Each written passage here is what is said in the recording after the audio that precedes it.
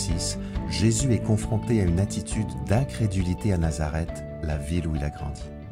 C'est le dernier texte d'une section qui s'étend de Marc 3,7 à 6,6a et qu'on a intitulé « L'autorité de Jésus et ses véritables proches ». Et de fait, ce thème est particulièrement mis en valeur dans ce passage. Les personnes de la patrie de Jésus qui l'ont vu grandir et qui devraient en principe être ses appuis les plus forts, être fiers de ce qu'il est devenu, ont beaucoup de mal à reconnaître l'origine divine de sa sagesse et de sa puissance. Il apparaît que les véritables proches de Jésus, ce ne sont pas eux. Ce texte conclut la deuxième phase du ministère de Jésus en Galilée. La première phase s'était terminée dans l'opposition radicale en Marc 3,6 avec une concertation sur les moyens de faire mourir Jésus. La deuxième phase se termine aussi dans le rejet, même s'il prend une autre forme. On va parcourir ce texte en 5 étapes. Première étape, Jésus se rend dans sa patrie avec ses disciples. Lisons le verset 1. Jésus partit de là et retourna dans la ville dont il était originaire, accompagné de ses disciples. Jésus part de là, c'est-à-dire de la maison de Jairus, sans doute à Capernaüm ou tout près de cette localité. Et il se rend dans sa patrie, patris en grec. L'attention se portera sur Nazareth dans la suite du récit. Nazareth, village qui n'est pas nommé. Comment savoir alors qu'il est bien question de cette localité ? On sait par Marc 1,9 que Jésus, quand il a commencé son ministère public, est venu de Nazareth en Galilée. De plus, il est appelé Jésus de Nazareth ou Jésus le Nazaréen en Marc 1,24 et il le sera de nouveau dans des passages subséquents. Mais certains diront peut-être, Jésus n'est-il pas plutôt originaire de Bethléem, en Judée? Oui, c'est bien là qu'il est né. Mais c'est à Nazareth, en Galilée, qu'il a grandi, et c'est ce qui intéresse Marc ici, le village qui a vu Jésus grandir et se développer, qu'il a connu personnellement. Que dire encore sur ce retour de Jésus dans sa patrie? Quelques éléments de réflexion supplémentaires. Géographiquement, c'est un voyage conséquent. Il y a environ 40 kilomètres entre Capernaüm et Nazareth, direction sud-ouest. Jésus quitte le rivage du grand lac de Galilée pour se retrouver plutôt en hauteur dans les collines. Fait intéressant, Jésus parcourt peut-être le même itinéraire mais en sens inverse que sa mère et ses frères ont suivi quand ils sont venus à Capernaüm en Marc 3,21 pour le ramener de force avec eux pensant qu'il était devenu fou. Dernier détail sur Nazareth, c'était à l'époque un village insignifiant qui comptait tout au plus quelques centaines d'habitants, tellement insignifiant qu'il n'est même pas mentionné dans l'Ancien Testament. En Jean 1,46, Nathanaël s'exclame même « De Nazareth, que peut-il venir de bon de Nazareth ?» Voilà qui souligne les origines modestes de Jésus. Il a grandi dans un bled perdu. Enfin, pour terminer sur le verset 1, Marc mentionne que Jésus était accompagné de ses disciples. Or, ces disciples s'effaceront complètement dans la suite de la scène, ils n'y tiendront aucun rôle. Pourquoi les mentionner alors? Premièrement, pour rappeler au lecteur que les disciples de Jésus sont appelés à passer du temps avec lui, à être constamment avec lui, d'après Marc 3,15, en vue d'être ensuite envoyés en mission en tant que pêcheurs d'hommes. D'ailleurs, c'est exactement ce qui se produira dans le passage suivant, en Marc 6,7. Deuxièmement, parce que les disciples font ici contraste avec les Nazaréens. Ils sont présents en toile de fond pour faire ressortir le manque de foi des gens avec qui Jésus a grandi. Les véritables proches de Jésus, ce sont les disciples, ses fidèles compagnons, qui eux reconnaissent que Jésus a une relation particulière avec Dieu le Père, même s'ils se font discrets dans cet épisode. Souvenons-nous qu'en Marc 3, 34 et 35, les disciples de Jésus qui font la volonté de Dieu étaient identifiés comme sa vraie famille, par opposition à la famille biologique de Jésus qui s'opposait alors à lui. Deuxième étape de notre passage, Jésus enseigne dans la synagogue le jour du sabbat. Je lis le début du verset 2. Le jour du sabbat, il se mit à enseigner dans la synagogue. On confiait l'enseignement dans la synagogue à différents hommes qui jouissaient d'un certain respect de la part de la communauté, y compris à ceux qui étaient seulement de passage. Ce sont sans doute les chefs de la synagogue, à l'instar de Jairus à Capernaüm ou tout près de là, qui invitent Jésus à prendre la parole. Jésus a déjà reçu ce privilège en Marc 1, 21, 39. Mais ici, c'est un peu spécial. On sait que celui à qui l'on confie l'enseignement, un homme bien de chez nous, est précédé par une réputation incroyable qui suscite toutes sortes de questions. Que s'est-il passé? Comment cet enfant qui semblait tout à fait normal est-il devenu le phénomène Jésus dont parle toute la Galilée? Il est sans doute la plus grande célébrité qu'ait jamais produite Nazareth. Pour se faire une meilleure idée de ce qu'il est devenu, quoi de mieux que de l'écouter nous enseigner l'Écriture? Contrairement à Luc, en Luc 4, 16 à 30, Marc ne donne aucun détail sur le contenu de l'enseignement biblique de Jésus ce jour-là. Tout ce qui l'intéresse, ce sont les réactions des auditeurs. La troisième étape de notre texte concerne justement la réaction des personnes présentes dans la synagogue. Donnons-lui le titre « Les auditeurs étonnés puis fermés », car en effet cette réaction semble évoluer au cours du service synagogal. Je lis la deuxième partie du verset 2. « Beaucoup de ces auditeurs furent très étonnés. D'où tient-il cela ? Disaient-ils. Qui lui a donné cette sagesse ? D'où lui vient le pouvoir d'accomplir tous ces miracles ? La réaction, c'est d'abord l'étonnement. Mais il existe différents types d'étonnement. S'agit-il d'un étonnement plutôt positif et favorable, ou s'agit-il plutôt d'un étonnement négatif qui implique déjà le doute et pratiquement le rejet? J'ai l'impression que les choses évoluent au fil du texte. Au début, les auditeurs sont étonnés, soit positivement, soit de manière relativement neutre. Ils mettraient initialement en suspens tout jugement. Puis ils se posent des questions qui sont d'ailleurs pertinentes, et c'est leur analyse progressive qui les mène à un jugement plus négatif à la fin du verset 3. Quelles sont ces fameuses questions? Il y en a 5 en tout. Question 1, d'où tient-il cela? La question porte ici sur l'origine de l'enseignement de Jésus et de son activité miraculeuse. En d'autres termes, cette question plus générale introduit les deux suivantes. Question 2, qui lui a donné cette sagesse? En grec, le pronom « qui » n'apparaît pas. Plus littéralement, ce serait « quelle est cette sagesse qui lui a été donnée » avec la NBS. Donc, on reconnaît à ces propos une sagesse étonnante. En milieu juif, la véritable sagesse concerne la connaissance de Dieu et du point de vue de Dieu sur les affaires humaines, mais on ne saisit pas comment il a pu y avoir accès. À ce que l'on sache, il n'a pas été formé par un rabbi reconnu, l'équivalent à l'époque d'un cursus universitaire aujourd'hui. On est proche de la question des Juifs tout étonnés de Jean 7,15 qui se demandaient « Comment peut-il connaître les Écritures sans avoir jamais étudié ?»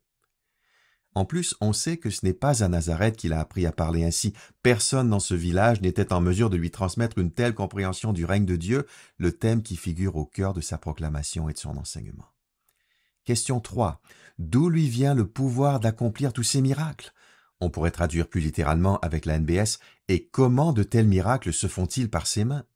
De quels miracles parlent les habitants de Nazareth? Sans doute des miracles accomplis ailleurs en Galilée dont ils ont entendu parler.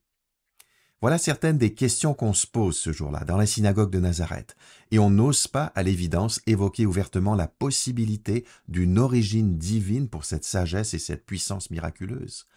On préfère raisonner en termes d'influence humaine sur Jésus, même si une telle influence est inconnue, impossible à identifier.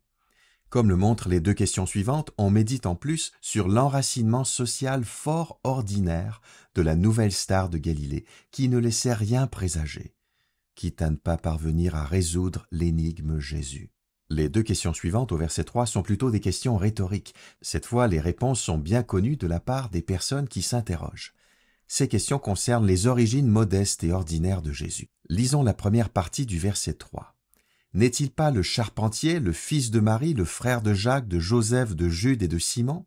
Ses sœurs ne vivent-elles pas ici parmi nous? D'abord la question 4. N'est-il pas le charpentier, le fils de Marie, le frère de Jacques, de Joseph, de Jude et de Simon? On peut découper cette question en plusieurs composantes. N'est-il pas le charpentier? C'est le seul endroit dans les évangiles où Jésus est décrit comme étant un charpentier. En Matthieu 13, 55, on le désigne comme le fils du charpentier, ce qui indique que son père Joseph était lui-même charpentier. Une mise en relation des deux textes induit que c'est probablement Joseph qui a formé Jésus dans ce domaine. Le terme traduit par charpentier est en fait assez large et pourrait englober non seulement les métiers où l'on travaille le bois, mais aussi la pierre et des métaux comme le fer, un peu comme un maçon ou un forgeron. Quoi qu'il en soit, il est important de noter que les Juifs ne méprisaient pas les métiers manuels, bien au contraire, ils les tenaient en haute estime. Dans une société agricole comme la leur, un charpentier pouvait rendre de multiples et précieux services, non seulement en rapport avec les bâtiments, mais aussi pour concevoir ou entretenir les outils de la ferme. C'était une figure polyvalente indispensable à l'économie locale. On ne se trouve donc pas en présence d'une insulte ici. Ce sont plutôt les Grecs et les Romains, donc peut-être certains des lecteurs non-juifs de Marc, qui étaient portés à dénigrer le travail manuel par rapport au travail plus intellectuel. Mais rien de cela chez les Juifs. Ce que les Nazaréens semblent affirmer ici par cette question rhétorique, c'est surtout que Jésus n'a rien de spécial sur le plan professionnel. Il est l'un d'entre eux, un simple artisan charpentier sans plus. Composante suivante de la question 4, n'est-il pas le fils de Marie? Ceci est une désignation inhabituelle et surprenante. En général, c'est le père qui était nommé, le fils de tel père. Donc pour Jésus, on s'attendrait à lire le fils de Joseph, comme en Luc 4, 22 ou en Jean 1, 45 et 6, 42. Cette pratique était d'ailleurs si courante qu'elle était quasiment l'équivalent de l'attribution d'un nom de famille aujourd'hui. Alors pourquoi le fils de Marie plutôt que le fils de Joseph, d'autant que c'est le seul endroit dans les évangiles où Jésus est ainsi désigné? Peut-être parce que Joseph était décédé et surtout parce que Marie était bien connue à Nazareth.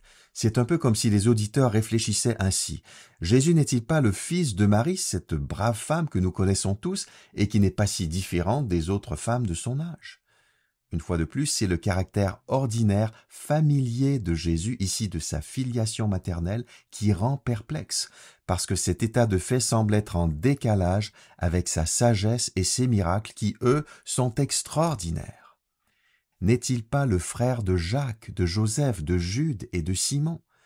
Le verset 3 affirme que Jésus avait des frères et sœurs, qu'il avait 4 frères et au moins 2 sœurs.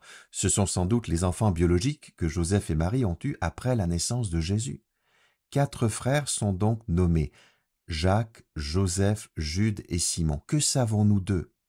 Jacques est celui qui deviendra le plus célèbre. C'est le futur leader de l'église de Jérusalem qui sera également l'auteur de l'épître de Jacques. Jude est le futur auteur de l'épître de Jude. Au premier verset de cet épître, il s'identifie comme frère de Jacques. Quant à Joseph et Simon, on ne sait rien de plus sur eux. Mais au moment où les auditeurs de Nazareth se questionnent, n'est-il pas le frère de Jacques, de Joseph, de Jude et de Simon? Les frères de Jésus ne sont pas encore ses disciples, ils le deviendront après sa résurrection seulement. Ce que les Nazaréens sont en train de se dire une fois de plus, c'est en quelque sorte, Jésus n'a rien de plus que ses frères, comme eux c'est un homme ordinaire. Enfin la question 5, ses sœurs ne vivent-elles pas ici parmi nous? On ne sait pas combien il y a de sœurs, mais comme c'est au pluriel, Jésus en avait au moins 2, et elles ne sont pas nommées, ce qui pourrait suggérer qu'elles étaient mariées. L'affirmation selon laquelle elles vivent ici parmi nous pourrait justement aller dans ce sens. Elles se sont mariées avec des hommes du village et se sont établies ici parmi nous pour fonder leur propre famille. L'idée, c'est qu'il s'agit de femmes comme les autres qui vivent à Nazareth sans doute avec leurs maris et leurs enfants. Lisons maintenant la fin du verset 3. « Et voilà pourquoi ils trouvaient en lui un obstacle à la foi. » Ou comme le traduit la NBS, il était pour eux une occasion de chute. Mais dans le contexte, la cause de chute ou l'obstacle est effectivement relatif à la foi, comme l'indique la version du Semeur.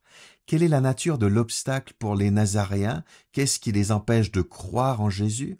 Eh bien, d'après les versets précédents, c'est le caractère trop ordinaire et familier de Jésus et de ses origines. Les auditeurs n'arrivent pas à concevoir qu'un homme d'arrière-plan aussi banal puisse être empreint d'une autorité divine. Comme l'observe un commentateur, c'est un peu comme si les Nazaréens eux-mêmes admettaient que rien de bon ne peut venir de Nazareth, comme l'avait dit Nathanaël en Jean 1, 46. Ils se demandent si Jésus n'est pas un arriviste prêt à tout pour atteindre une notoriété à laquelle son statut social ne lui permet pas de prétendre. Maintenant, la 4e étape du passage, qui est la réaction de Jésus face à la réaction des auditeurs. Jésus interprète la situation au moyen d'un proverbe. Verset 4. Alors Jésus leur dit, « C'est seulement dans sa patrie, dans sa parenté et dans sa famille que l'on refuse d'honorer un prophète. » Ainsi, Jésus ne répond pas directement aux questions posées par les auditeurs, en particulier celle du verset 2. D'où tient-il cela? Qui lui a donné cette sagesse? D'où lui vient le pouvoir d'accomplir tous ces miracles? Jésus répond plutôt aux doutes des auditeurs par un proverbe. On trouvait toutes sortes de proverbes semblables à l'époque, notamment à propos des médecins et des philosophes. C'est un peu la même idée que dans ce proverbe parfois cité aujourd'hui, « Trop de familiarité engendre le mépris ». Mais ici, c'est en tant que prophète que Jésus se présente, ce qui n'est pas anodin. Des observateurs diront que Jésus est un prophète, mais c'est le seul endroit dans Marc où Jésus lui-même s'approprie ce titre et il n'y a pas d'autre texte où Marc indique explicitement que Jésus est un prophète. Bien entendu, Jésus est plus qu'un prophète, mais ce titre lui convient également car il est le porte-parole de Dieu. Ce que Jésus introduit par le fait même, c'est le thème du prophète rejeté par les siens, dont on trouve de nombreuses illustrations dans l'Ancien Testament et que Luc développera abondamment. De plus, le martyre du prophète Jean-Baptiste sera décrit en Marc 6, 17 à 29 dans la ligne de cette même tradition. Autre détail important, les cercles concentriques du verset 4. Le rejet s'opère dans la patrie, puis dans la parenté, et enfin dans la famille ou la maison du prophète. Marie, les frères et les sœurs de Jésus sont clairement visés. Eux aussi, à ce stade, refusent d'honorer Jésus comme ils le devraient.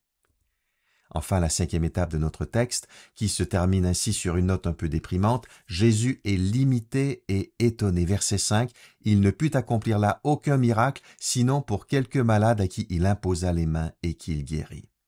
Le verset 5 peut surprendre car on n'a pas l'habitude d'être exposé aux limites de Jésus. Mais attention, si Jésus est effectivement limité dans cette situation, ce n'est pas par manque de puissance ou d'autorité, c'est par le manque de foi des habitants de Nazareth. D'ailleurs, chez Marc, la guérison miraculeuse est fréquemment associée à la foi. On en a eu 2 belles démonstrations dans l'épisode précédent. À la femme guérie de sa perte de sang, Jésus a dit « Ta foi t'a sauvée ». À Jairus, il a déclaré « Sois sans crainte, crois seulement ». Et la fille de Jairus est revenue à la vie. Or, à Nazareth, Jésus trouve peu de foi. En conséquence, il opère peu de miracles. Néanmoins, ne loupons pas la touche d'ironie savoureuse du verset 5. Aucun miracle, sinon quelques-uns tout de même. Pour toute autre personne, 2 ou 3 guérisons miraculeuses susciteraient la plus profonde admiration. Mais pour Jésus, imposer les mains à quelques malades et les guérir, c'est nettement en deçà de ce qu'on l'a vu faire ailleurs. C'est donc plus proche d'un échec que d'un succès. Imaginons ce qui se serait passé à Nazareth si les concitoyens de Jésus avaient reconnu son autorité divine. Notre texte s'achève avec le début du verset 6. « Il fut étonné de leur incrédulité. » D'habitude, chez Marc, ce sont les témoins, les auditeurs, c'est la foule qui est étonnée. Mais ici, et ceci est unique dans l'Évangile selon Marc, c'est Jésus qui ressent un profond étonnement. On se trouve devant Jésus dans toute son humanité. Il fait l'expérience de toute la gamme des émotions humaines. Pourquoi une telle incrédulité est-elle étonnante aux yeux de Jésus? D'une part, il n'a pas l'habitude d'être rejeté par les foules qui, de coutume, en Galilée, ne le laissent même pas se reposer tant elles veulent profiter de son agir miraculeux. D'autre part, Jésus est sûrement perplexe devant la réaction de ses proches, de ses concitoyens, alors que les Nazaréens auraient dû compter parmi les privilégiés, eux qui jouissent d'un accès unique à sa personne en raison de leurs racines communes, ils se privent de la bénédiction divine et des effets salvateurs du règne de Dieu. Que retenir de Marc 6, 1 à 6? Jésus a des origines modestes et ordinaires. Marc insiste là-dessus. Dans cette optique, il présente Jésus comme un serviteur qui, avec humilité, s'offre en sacrifice pour les autres. Jésus, le prophète rejeté par les siens. Jésus est plus qu'un prophète, il est le Messie et le Fils de Dieu, mais il est aussi un prophète, un homme qui parle de la part de Dieu sans compromettre le message du règne de Dieu, quitte à souffrir, à être incompris et rejeté, également par ses proches. Notre texte est une belle illustration du principe énoncé en Jean 1, 11. « Il est venu chez lui et les siens ne l'ont pas accueilli. » Le rejet du prophète par ses concitoyens anticipe son rejet ultérieur par les chefs de sa nation qui le feront crucifier par les Romains. L'origine de la sagesse et de la puissance de Jésus. Les Nazaréens ne le reconnaissent pas, mais Marc et ses lecteurs le savent. Jésus tient sa sagesse et sa puissance de Dieu lui-même, son Père. Ensuite, quand la familiarité fait obstacle à la foi. Les questions des auditeurs de la synagogue, notamment les questions rhétoriques du verset 3, montrent que c'est cette familiarité, ce côté ordinaire et normal qui bloque les Nazaréens. Comme le dit Trocmé, l'obstacle, c'est qu'ils connaissent trop bien ce Jésus et sa famille. C'est tragique et c'est inexcusable. Des proches distincts des disciples, véritables proches. Pour l'heure, les proches de Jésus au sens premier, ses concitoyens de Nazareth et sa famille biologique, ne comptent pas parmi ses disciples. C'est plutôt la description de Marc 4, 11 et 12 empruntée à Isaïe qui leur convient. Lorsqu'ils voient de leurs propres yeux, ils ne saisissent pas. Quand ils entendent de leurs propres oreilles, ils ne comprennent pas. Les véritables proches de Jésus au sens spirituel, ce sont les disciples, très discrets dans notre passage, mais bien présents aux côtés de Jésus. La foi et les miracles ou les guérisons. Dans plusieurs textes de Marc, les guérisons s'opèrent en réponse à la foi. Ce lien n'est pas toujours présent et la guérison physique n'implique pas immanquablement l'adhésion au cercle des disciples. Néanmoins, Marc veut souligner l'importance de la foi en Jésus à l'ère du règne inauguré. Certes, la foi résulte du contact avec Jésus, mais en plus, elle donne accès dès maintenant, pour certains, au rétablissement physique qui est caractéristique du royaume de Dieu et qui sera généralisé pour tous les disciples dans la plénitude du royaume. Un manque de foi étonnant. Avec les grands privilèges viennent de grandes responsabilités. Or, l'immense bénédiction accordée à Nazareth débouche sur un gâchis, du moins pour l'instant.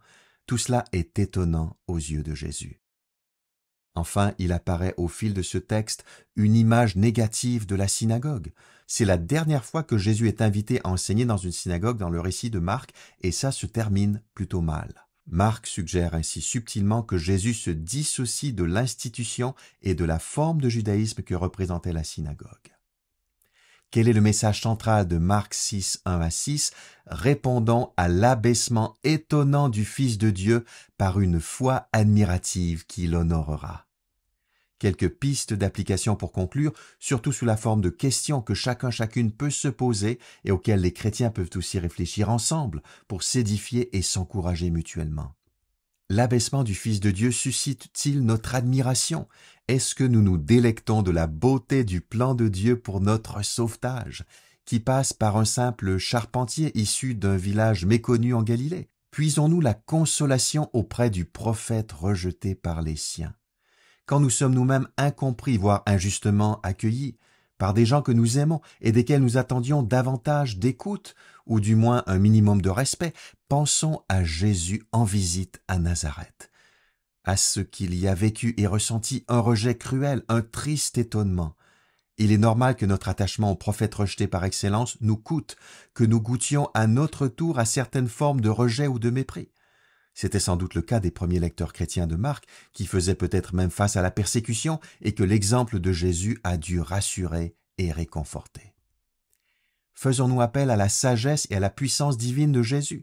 Ce que les auditeurs de Nazareth ne reconnaissent pas, Marc nous en a donné de nombreuses manifestations. Jésus dit et accomplit ce que Dieu seul peut dire et faire. Est-ce que ma vie est construite sur la sagesse de Jésus telle qu'elle est présentée dans les évangiles?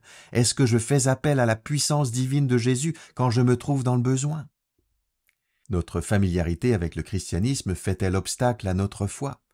Certains, qui ont l'impression de trop bien connaître le christianisme, se laissent attirer par des visions du monde plus exotiques.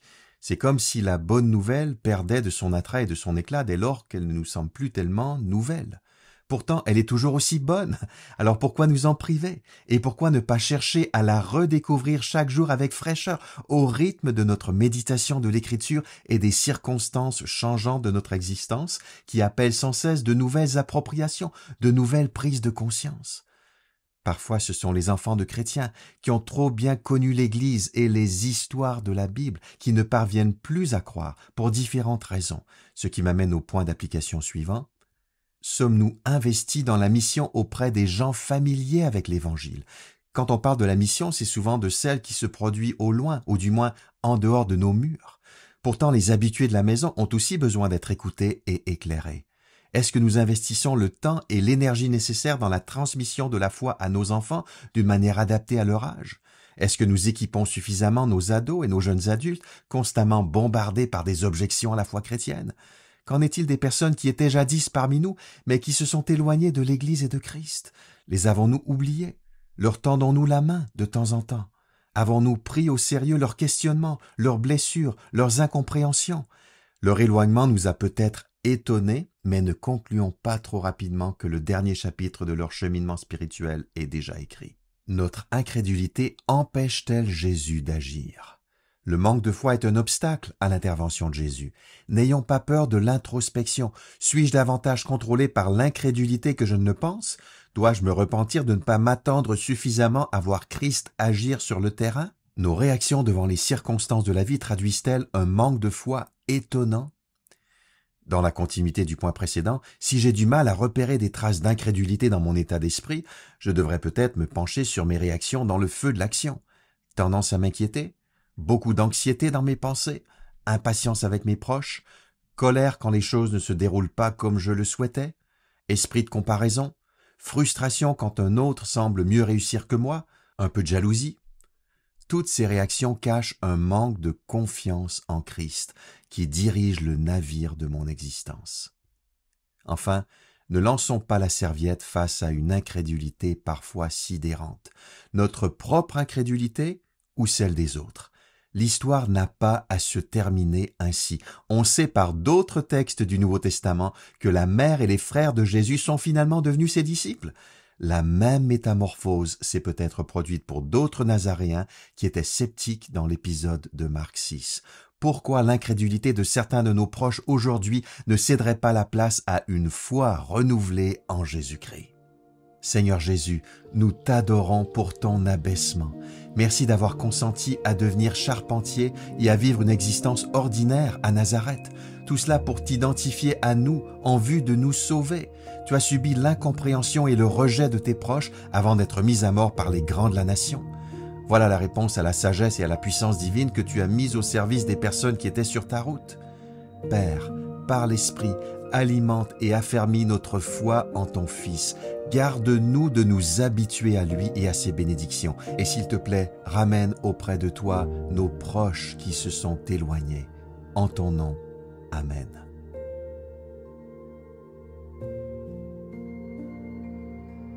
Tous les jeudis, découvrez un nouvel épisode de mon podcast Parle-moi maintenant sur YouTube et Spotify. Pour ne rien manquer, abonnez-vous sur ces plateformes ou inscrivez-vous à ma newsletter hebdomadaire en visitant mon blog sur toutpoursagloire.com. Commandez dès maintenant mon nouveau commentaire pratique Parle-moi maintenant par Marc sur marc.parle-moi.com. Merci pour votre écoute.